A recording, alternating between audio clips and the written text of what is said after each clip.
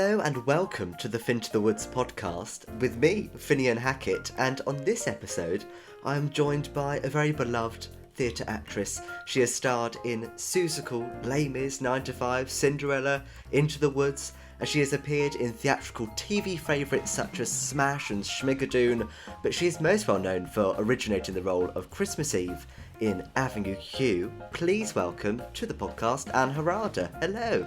Hello, it's so nice to meet you. Nice to meet you too. Thank you for coming on and doing this. I really do appreciate it. It's lovely to have you on for a bit of a chitter-chatter about your career.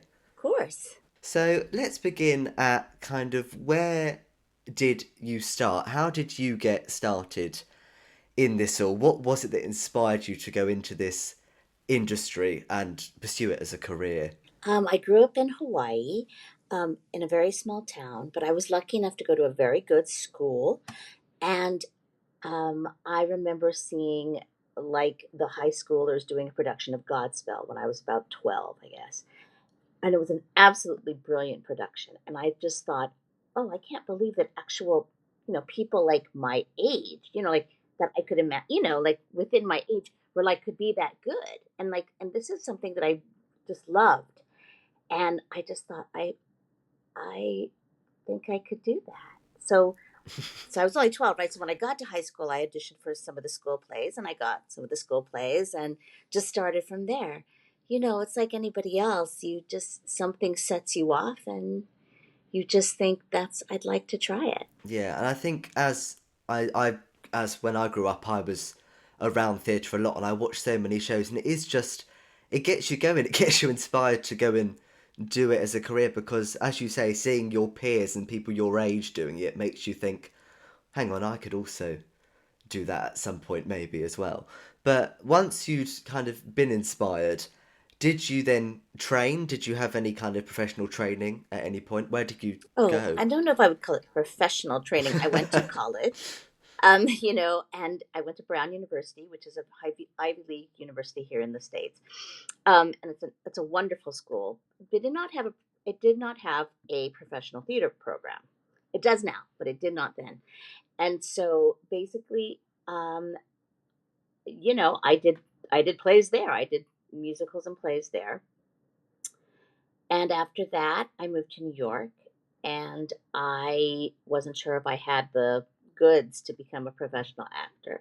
So I interned at a Broadway producer's office, and I learned kind of like that end of how shows get made. And I decided after that experience, I definitely did not want to do that. But I did, I was able to audition for some other shows, and I got those, and things just sort of went from there. I didn't have a set path. I didn't know what. I just knew that I wanted to be around the theater in some way, shape, or form. Mm-hmm. I think that's a really interesting path into performing and very unique as well. Not many people kind of go into being... Was it on Sleight of Hand, the play that you were a production assistant? Yeah, that is absolutely correct. And I think it's really interesting that was kind of how it got you into the world of Broadway, because that's really unique to go the backstage path first. Yeah, I just didn't know if I could compete, right? Like with the very best people in the industry. And I just thought, well, I'll learn it. I'll learn what it is. It doesn't matter what I do in the theater. I've always said that. If I take the tickets or I sweep the stage or I sew the clothes, I'm perfectly happy. I love just being in a theater. The theater is my church, and it's where I'm the happiest. So I wasn't focused on like, I've got to be a star. It wasn't like that at all. I just was just like, I just want to be in the theater. And it just happened to turn out like performing happened to be the way in for me. And I was thrilled about it because I just wasn't sure that was going to be the case. But it's just, it is that environment of being around theatre people and just in like those rehearsal rooms and stuff. It's just such a lovely atmosphere. And I know exactly what you mean about just wanting to be around it in some way, shape or form. I think it's just a really uplifting place to be. Yeah. And it's the place where I feel most myself. Me too. So currently, at time of recording, you are in the middle of playing Evangeline Harcourt in Anything Goes at the Muny. So I've always been really intrigued by the Muny as a venue. I've seen a lot of kind of clips over the years. Obviously, I'm in the UK. I've never yet visited, but it's huge, isn't it? It's absolutely Oh, massive. it's enormous. Literally, the stage is a football That's field, crazy. American football field. Okay, and so when you go from stage right to stage left, it takes forever. When you have one of those crosses, it's just like, oh my god, we just keep It's going never and ending. going and going. And same thing with like the entrances. It's like if you leave on one side of the stage and come in on the other side of the stage, you've got to book like so hard and around, and compound with the fact that it's outdoors, right? Hmm. So, of course, the Muny is a summer theater. Hmm. So, St. Louis in the summer is notoriously hot. um, like you're going to have to translate this for your viewers, but there's literally I've been in shows here. This is my seventh show here at Wow. the Muny Hmm. over the years, and this year it's been incredibly lovely and temperate. Hmm. But I've been here, it's 100 degrees, and you're like, I can't. And there's like giant fans backstage. There's like ice, and I mean, like the things that people do to try to get through these Muny shows. Hmm. I'm so lucky. I've never had to play like a character covered in fur.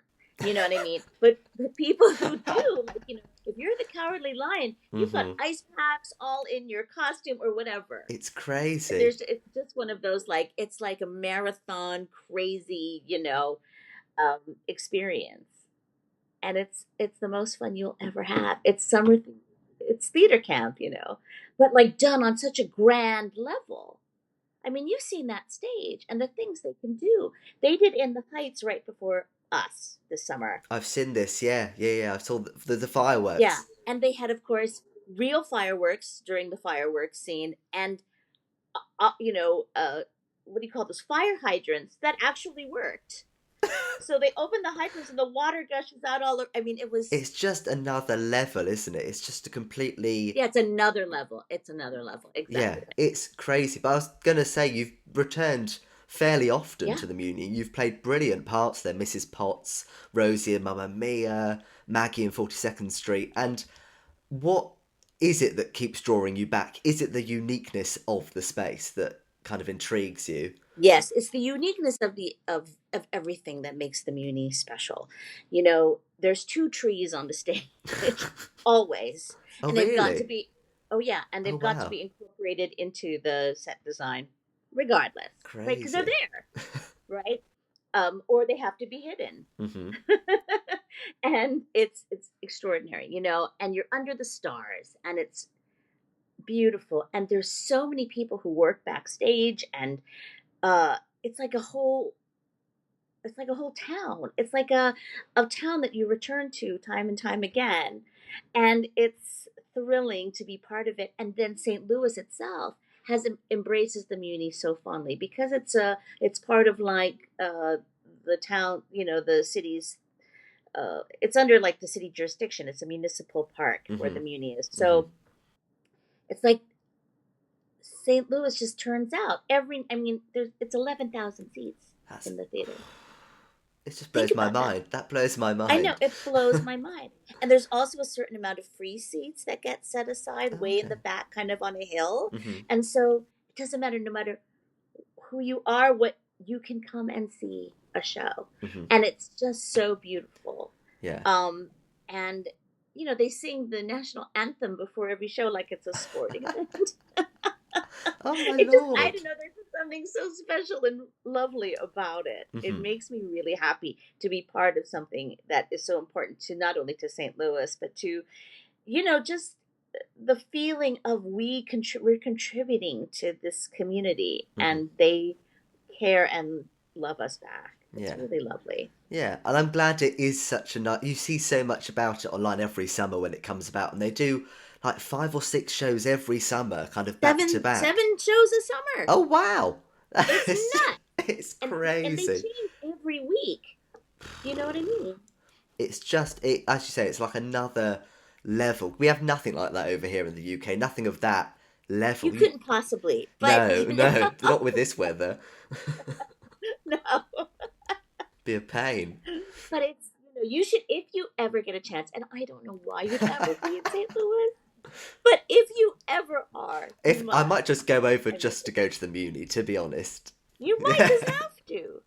When they announce next season, which they'll announce at the end of October, you'll look it over. You say, like, I like that show and I want to go see it. Just book a flight. And I assure you, it will be extraordinary. Yeah, I need to experience it at some point. Yeah, it's really crazy. And also, there's, concession stands and merch stands. And you go out, you come a little early, and you get your, popcorn and your soda pop. And then you come in, and, there's ice cream, and it's everything. It's like a carnival, and it's like and like sometimes there's a pre-show where like the Muny teens, there's a whole troupe of teens, local St. Louis teens that like do shows for the community all year long, right? Wow. And so they put together like a beautiful little cabaret show, lots of dancing, and then sometimes you'll come early and you'll see the teen show, and then you'll see the headliner show. And usually the teens are also in the main show, as they are in our show. It's just a It's whole an thing. event. It is an event. It's an event. So that's the best way to describe it. It's an event. It really is. But moving away from the Muny, I just kind of want to talk about your musical theatre career in general here. A lot of the roles that you've played are based in musical comedy and comedy parts. What do you enjoy about playing comedy, and how did you discover that that was what you were good at and that was kind of your niche, per se? Well, obviously, comedy is the most rewarding thing to play on a stage because the feedback is immediate. You know instantly if a joke has landed, and you try to remember what you've done to sort of replicate that the next night.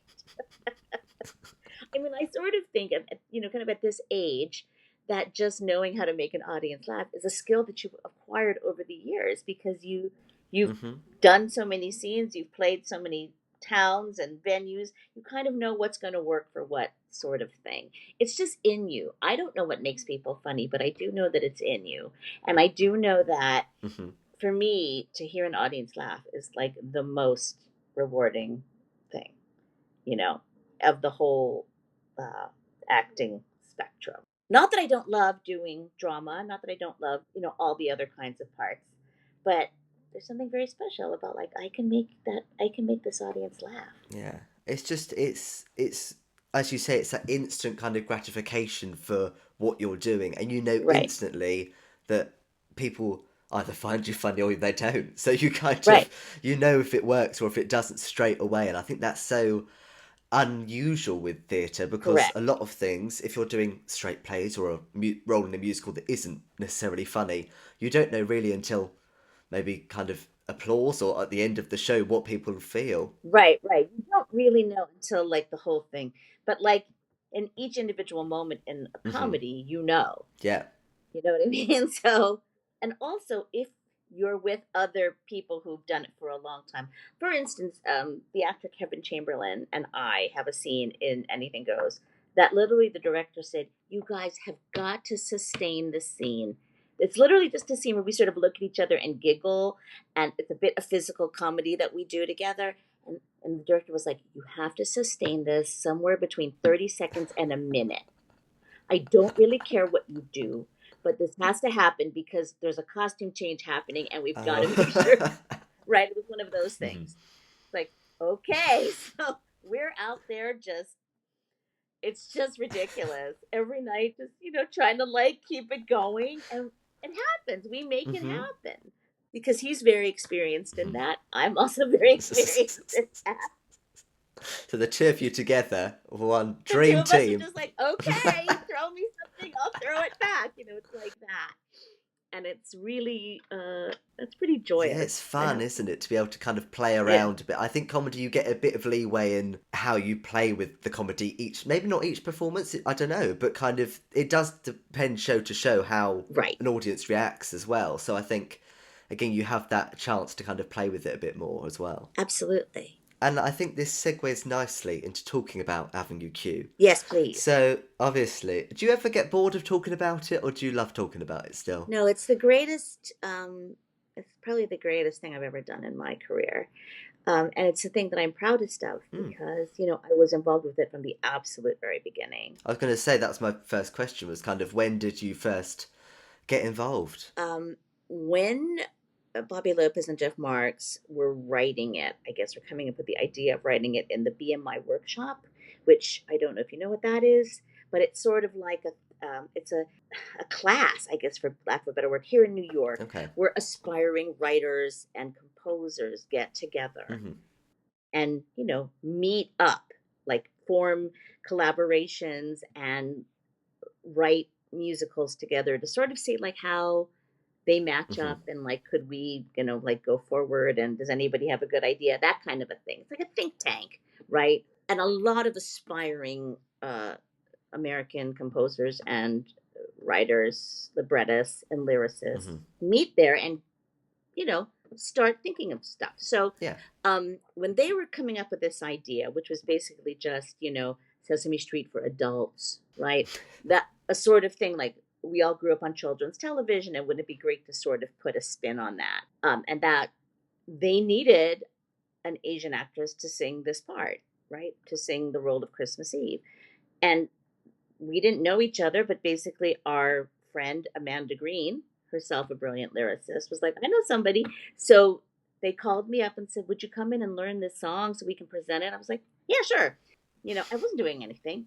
Cut to the chase, 10 years later, whatever it is, I've been in this show. I, you know that Avenue Q London is having a big reunion concert Yes, in November, isn't it, this year? on November Yeah. 10th. Right. Okay. So I'm doing that. And Julie Atherton, who was Kate Munster and Yeah. will be Kate Munster, is also directing. And so she says to me, do you have a copy of the script? And I said, I have several copies of the script. I was in the thing from 2002 to 2009, on and off.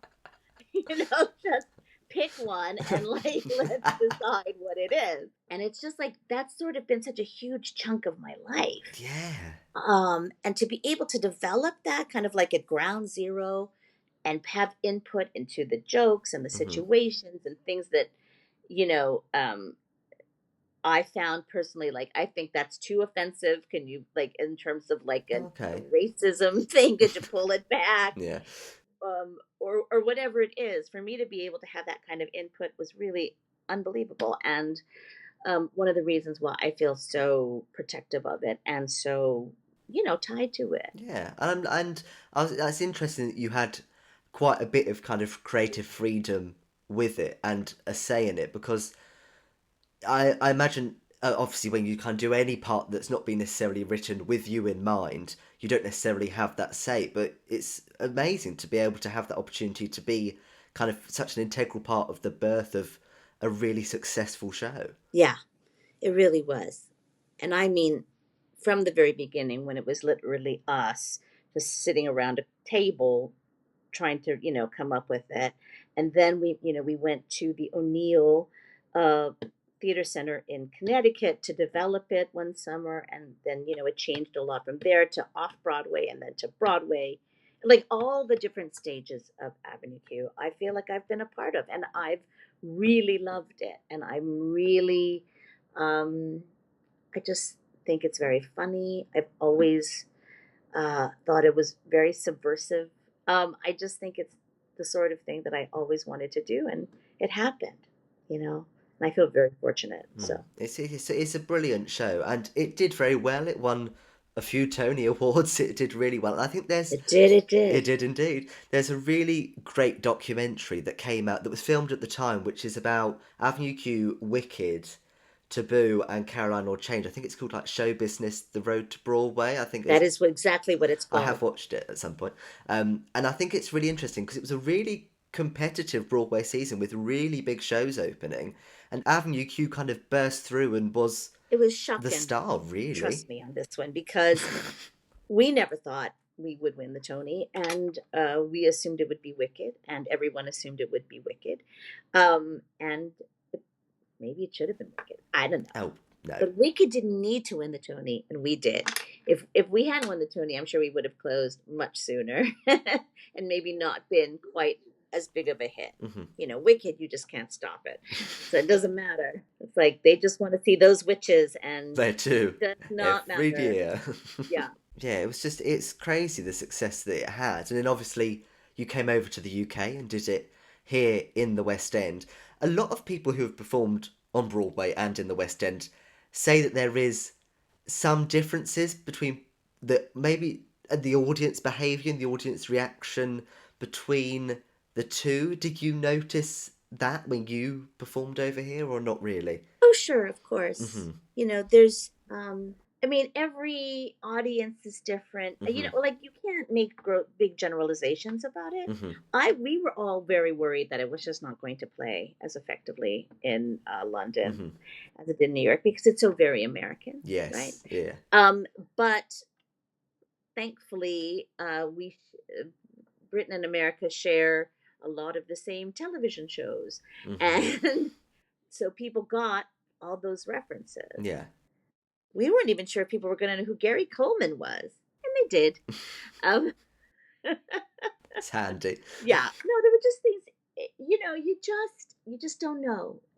Every production is a new thing, and you've just got to figure it Yeah. out.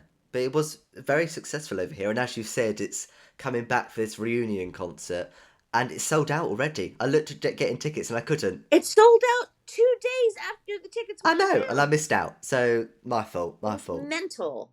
I'm so sorry. Yeah, it was meant. I mean, it was crazy. Yeah.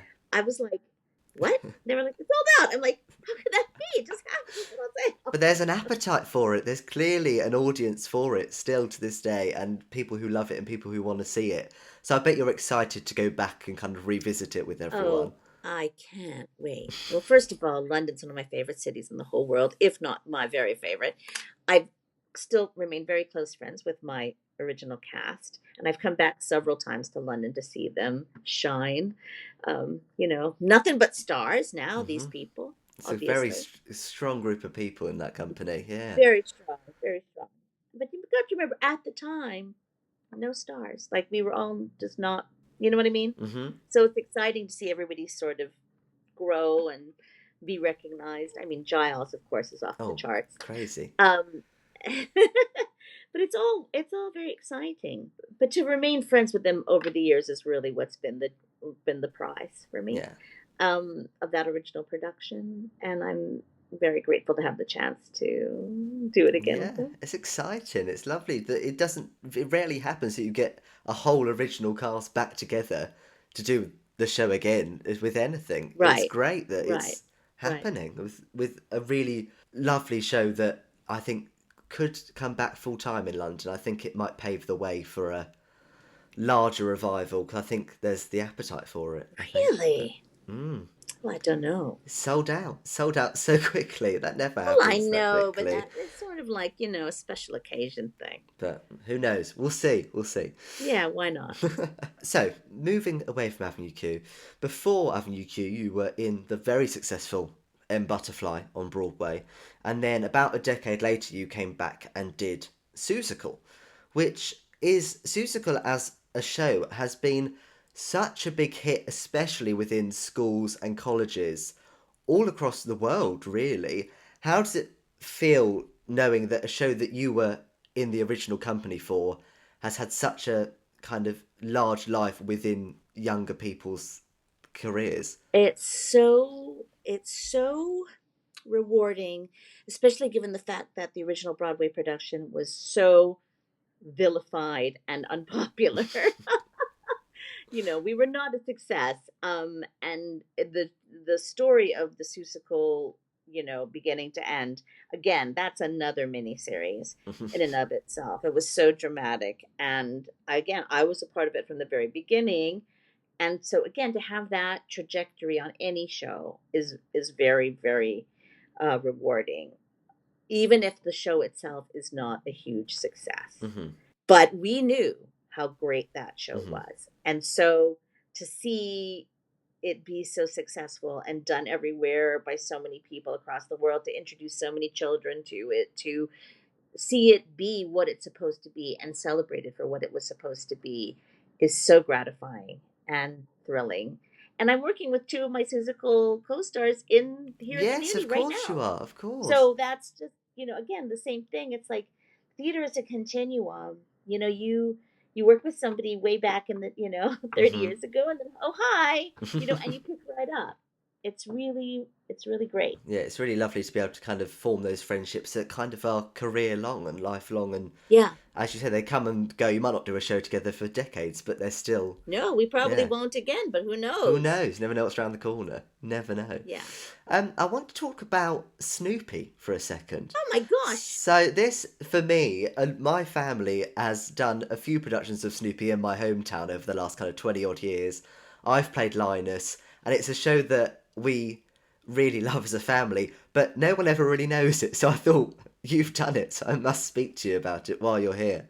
So you played Lucy in a concert version back in 2004. Correct. Yes, and I love it as a show. I think it's so fun, and I wish it was done more Oh, it's often. adorable. The Hmm. score is so sweet. We loved doing it, and Sutton Foster actually called me up and said, "Would you do this?" Because it was for a charity she was supporting, and I was like, "Of course, Yeah, no brainer."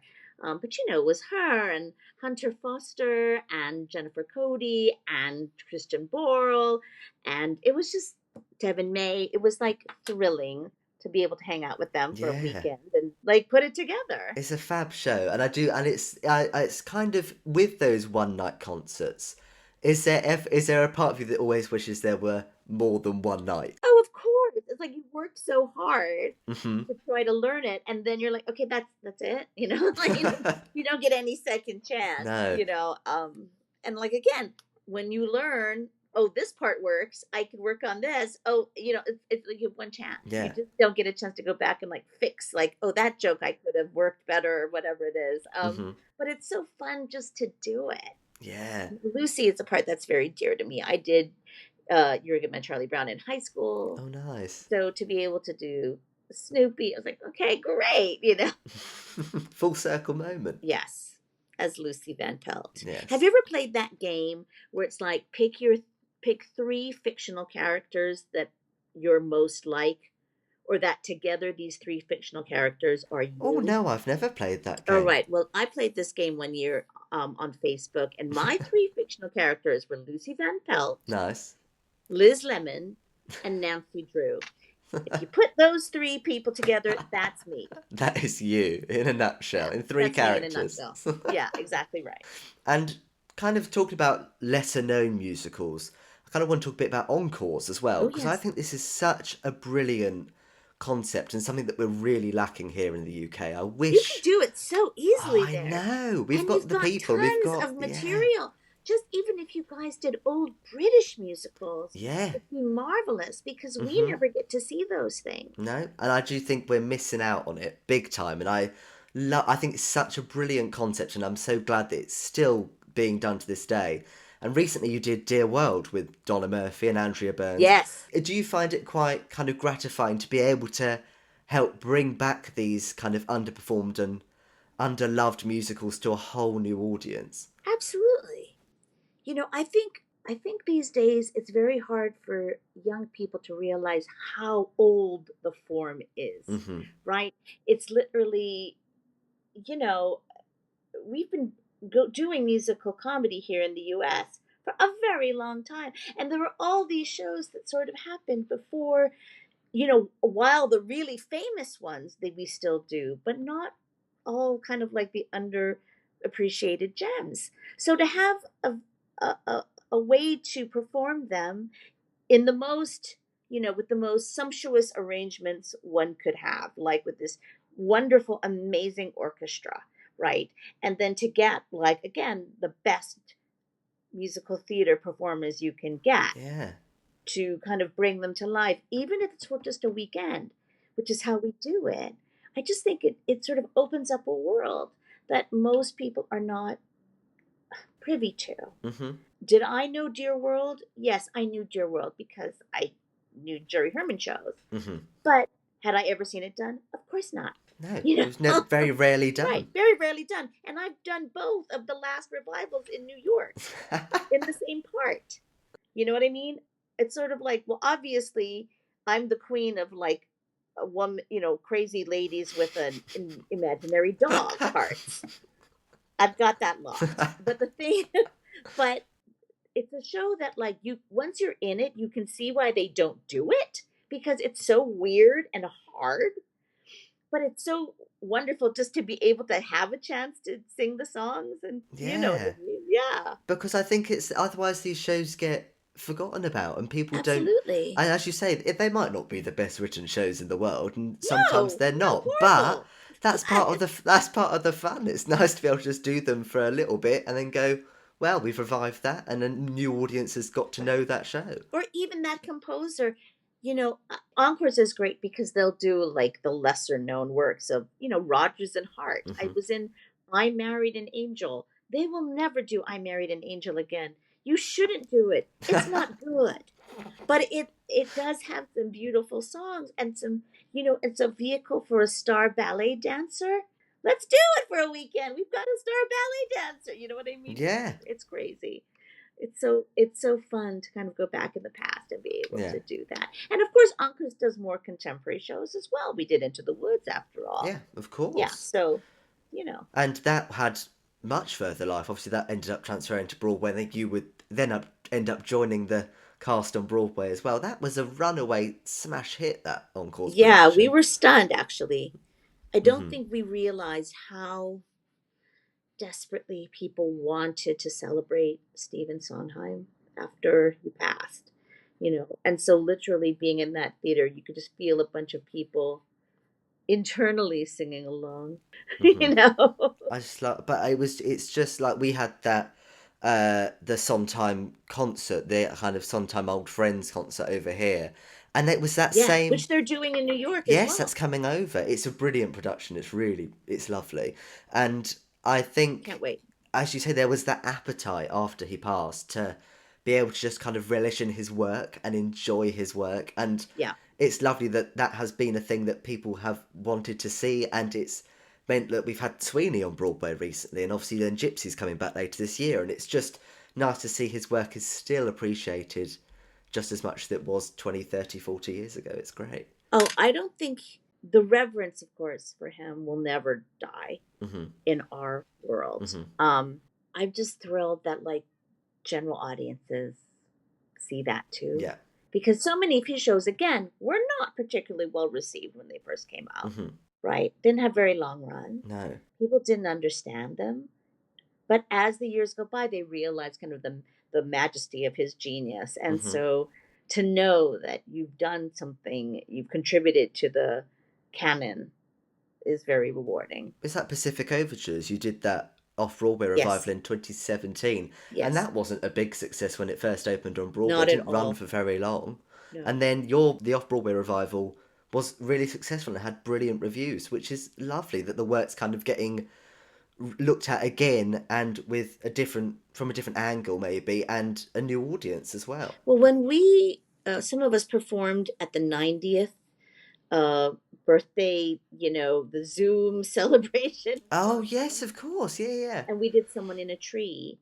And everybody knows, well, everybody, people who are in the business know that that was his favorite song that he ever wrote. So to be able to sing that particular song, and of course he had passed, but it was sort of like, this is it's like your favorite song, Steve, we're singing it. Yeah, I think it's lovely that you were able to be a part of that and kind of get. I think revivals are so important. It's something that I hopefully eventually in my career get to work on because I think it's important to keep these older shows alive and reintroduce them because it's kind of what formed musical theatre and what forms these modern shows. So I think it's important we continue to produce really lovely and wonderful revivals of anything, really. Oh, good. Let's talk a bit about Madame Thénardier in Les Mis, because I am really intrigued to know what the process is like being slotted into a musical that's already running and going into a part that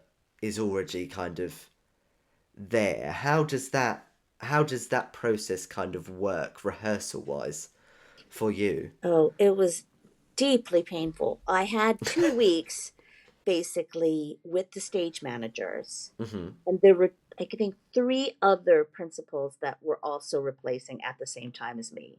Of course, none of them were people who I really had scenes with.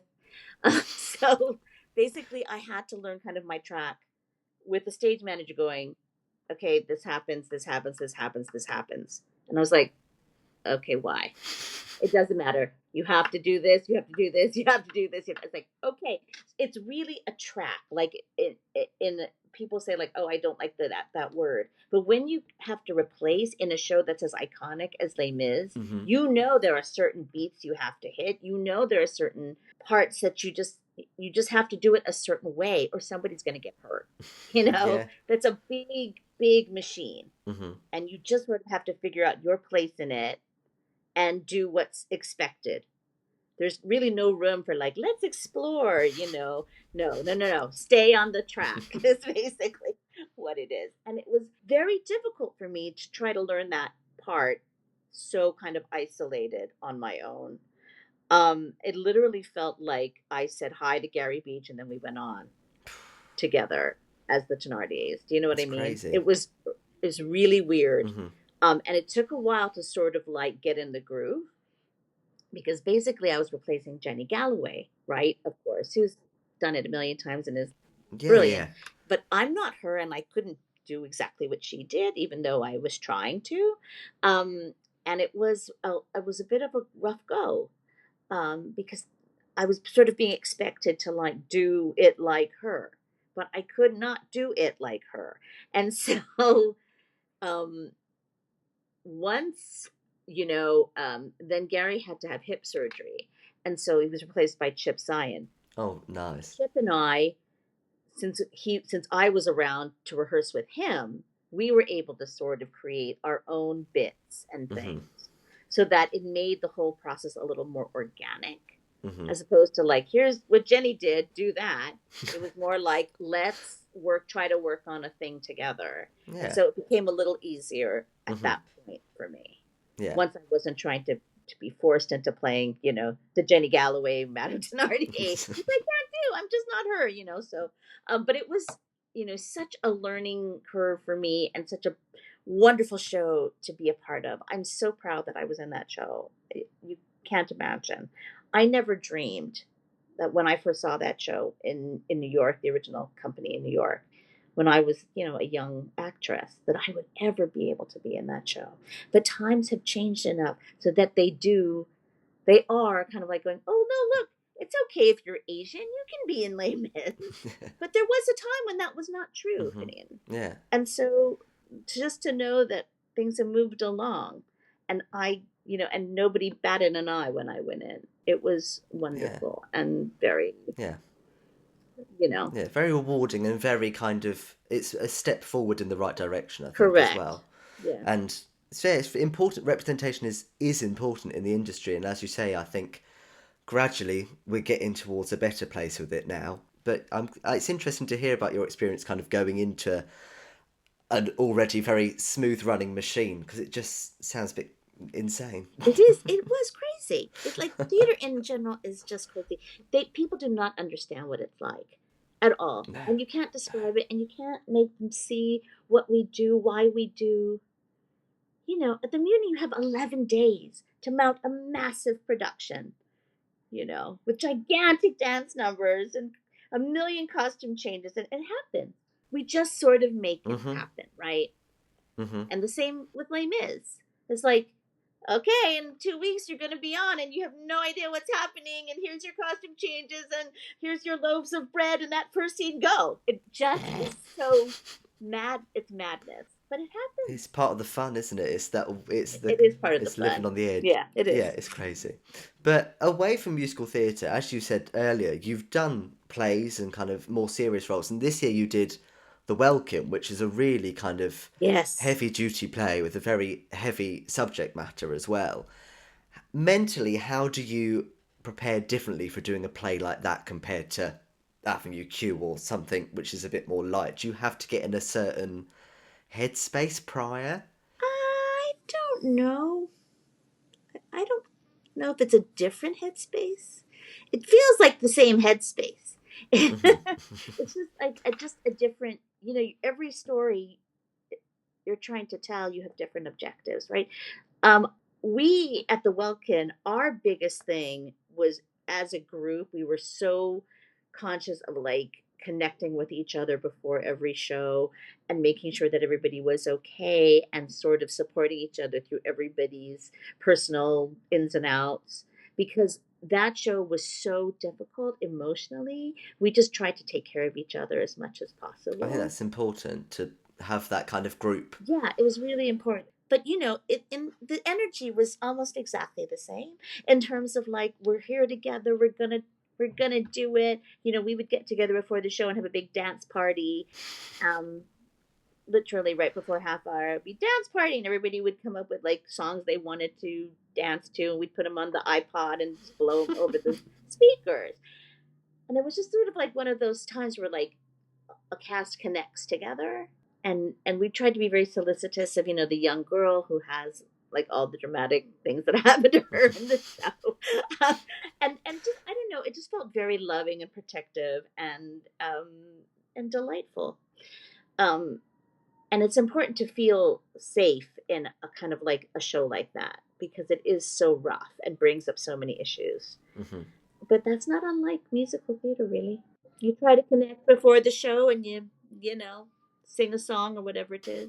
Yeah, I think having that kind of camaraderie within the company and making sure that everyone's okay is kind of such, it should be a baseline for every show, to be honest, shouldn't it really? But Correct. it's important, especially with any show with a heavy subject matter, that you are all there together. And it's nice to hear about like the dancing beforehand, because kind of you're all there together and have a fun time and to put on a show no matter what the subject matter may be.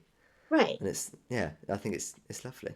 But moving on to your TV work a bit Oh, now. sure. So obviously you've appeared in many TV programs: The Big C, 30 Rock, The Good Wife, Blue Bloods. Pretty great shows, to be honest. But I want to focus on your two kind of big theatre related programs that have kind of become such a big part of theatre culture now. And especially Smash has had such a cult following now. Did you ever think it was going to be like that when you started working on Of it? course not. Look, I don't even know how I got on it. I mean, I remember auditioning for the role of Linda, the stage manager, and I remember all the other Linda, the stage managers, who happened to be in the room while I was, there auditioning. We were all dressed in our best stage manager outfits. And it was supposed to be like 4 episodes, Hmm. that we'd be there for the workshop, right, of Bombshell. Hmm. And then they just kept asking me to come back week after week, and I was always never on contract. I was always like a day player. Oh. So they would just call me every week and go like, "Are you free? And can you come in Thursday?" And be like, "Yeah." I mean, I just, kept my schedule open, Hmm. so I could never, so I was free. And I just had the joy of being able to come back to a set. I'm so used to like being on a set for one day, Hmm. shooting all your scenes and bye, and then you go and you never see them again. But Smash, I got to come back kind of like week after week and learn what a cinematographer does, and like figure out things, and learn from like these brilliant actors like Jack Davenport. Hmm. He was such a genius about TV. I didn't have hardly any experience at that point, and he would be the one to say to the cameraman and to the director, "Look, if you shoot it this way, we don't have to do the coverage, and we won't have to break down the wall." And they'd be like, "Oh yeah, you're right." Like he was just brilliant like that, and I would just look at him like he's amazing. And I spent so much time with him because we were all sitting next to each other, Hmm. pretending to take notes, and he's just lovely, a lovely person, but also like, to have that kind of depth of experience Hmm.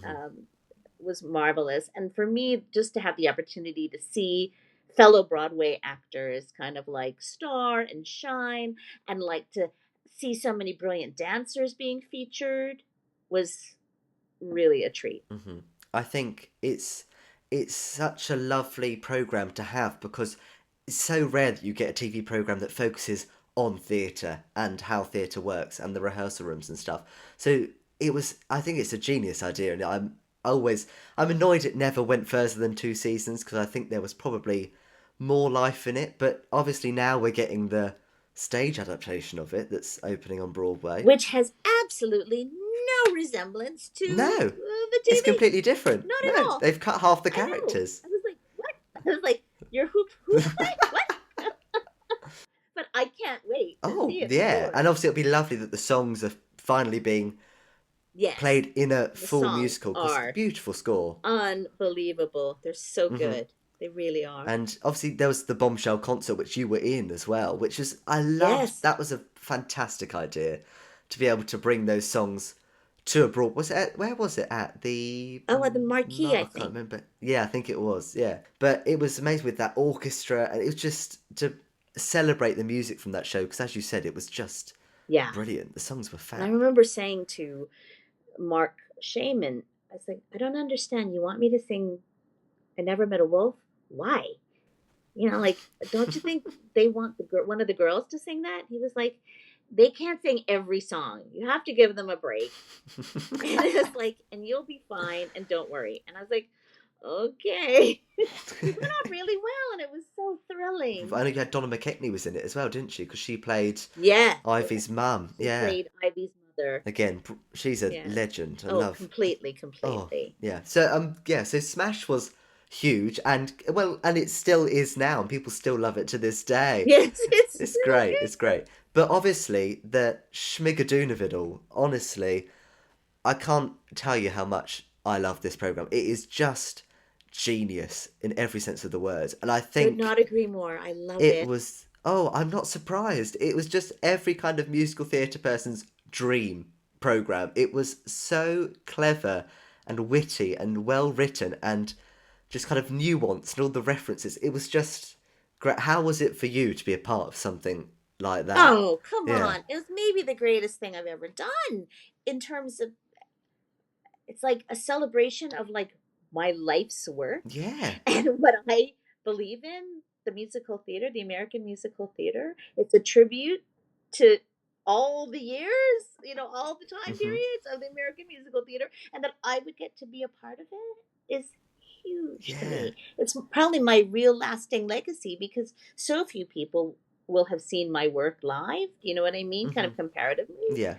where something like on TV where it just reaches so many more people. Yeah. And so to be a part of that particular company of actors is so like, oh my God, really? Me? You're asking me to play, which is thrilling. Um, but also just it's so magical while we were doing it every day, we would just be like, can you believe it? It's the greatest thing, like we were so thrilled with it Hmm. and with watching each other and making each other laugh and stuff. I just ruined so many takes laughing that it's just not even, not even, it's not was not good. But I just love it. I'm so proud to have been affiliated Hmm. with it. Yeah. Yeah. It was it was just a genius idea, and I think a lot of the success of it came from the fact that Broadway actors were used to play these parts, and it was lovely to see so many well-established Broadway performers in a program together. It was just mind-blowingly good, and obviously both seasons were quite different from each other with regards to where they were. Obviously, you played Florence in season one, then Madame Frau in season two. Yeah. What did you prefer one season to the other with regards to the one, however, how your characters were and stuff? It's like, Sophie's Choice. I could not, I love them both so, so much. Hmm. And I was thrilled. I was thrilled for everybody to sort of get to play different sides of themselves, right? Hmm. Um, I just I just think it was fun for us and it was fun for the audience. And just made me feel like, we're like a troupe of actors. And we're doing a season in rep. And in this season we're this and in that season we're that, you know what I mean? So it was the joy of that. And if we had gone to a season 3, which as you know was written, fully written, Hmm. I would have been something completely different. Hmm. And I was so excited to try that, and somewhere Hmm. in the back of my mind I still hope that happens in some way, shape, or form. Yeah, I feel exactly. It was so sad when they I announced that it know. wasn't Oh, tell me happening. about it. Oh, I Yeah, bet. Especially as you say, if you've been involved in it, and it was the fact that it was the same kind of group of people every season, it right. had further life, and I think it still, as you say, I think it still does. So hopefully, one day we'll get You'll season get three. something. I mean, I don't know that it'll be a TV show, but maybe we'll do it in concert or something. Yeah, yeah, it'd be lovely. Well, they're Yeah. turning it into a musical, aren't they, in Washington next Yes, year? indeed. Yeah, so that's exciting. But let's wrap up this episode of the podcast. I want to ask you, what parts haven't you played that you'd love to have a go at some point in the future? Um, I used to say Dolly. Oh, yeah. I might still, but I'd have to be very picky. Um, uh, Dolly, and of course, Rose Yeah. in Gypsy. Mm-hmm. Kind of like the kind of dame parts. Like my number one that I really think I would love to do, but I cannot imagine anybody trying to do it is I'd love to play Gooch in Maine. Yes, I'm waiting for that to come back at some point. That's literally like the Mm-hmm. part that I think I am super, super right for. Yeah, I You can see know, that. I'd love to play Sally in Oh, Follies. yeah. I don't know, I don't know how. And then after that, I'll play any of the older people in Follies. You Mm-hmm. know, at this rate, I'll probably be playing Madame Ardfelt next year. The way my career seems to be going, but I mean, I don't care. I just sort of feel like I love Follies as a concept. I just want to be Yeah. in that show someday. But Mm-hmm. I just think for me, Sally would be the most challenging and amazing role. Yeah. It's beautiful part and beautiful Yeah, it's a songs as beautiful well. part. Yeah. It's And lovely. heartbreaking, Yeah. just her whole trajectory. Mm-hmm. Mm. So we'll manifest it one day. You will Why play not? Sally. We might as well. But here's the thing too that I've learned is that it really matters to me now who my partners are on stage. Oh, okay. Like it I can't imagine trying to do Dolly or Follies or any of these kinds of big shows or Gypsy without your scene partner, you really trusting them and caring Yeah. for them, because that kind of chemistry you just can't fake. And No. I've just been very, very lucky to have had some marvelous, stage partners over the years. Mm-hmm. So I just know like how important that would be in like doing any of those kind of Mm-hmm. big, heavy lifting kind of shows. So it's all very like, who knows, but One day. Maybe one day. one day, darling, yes. Right, well, thank you very much for coming on for a chat. It's been lovely to talk to you about your career and everything. And yes, thank you for coming on. Well, thanks for having me. Appreciate it. It's all right. Anytime. Anytime. When you're playing Sally, you can come back on and we'll chat about Oh, it I'd more. love it.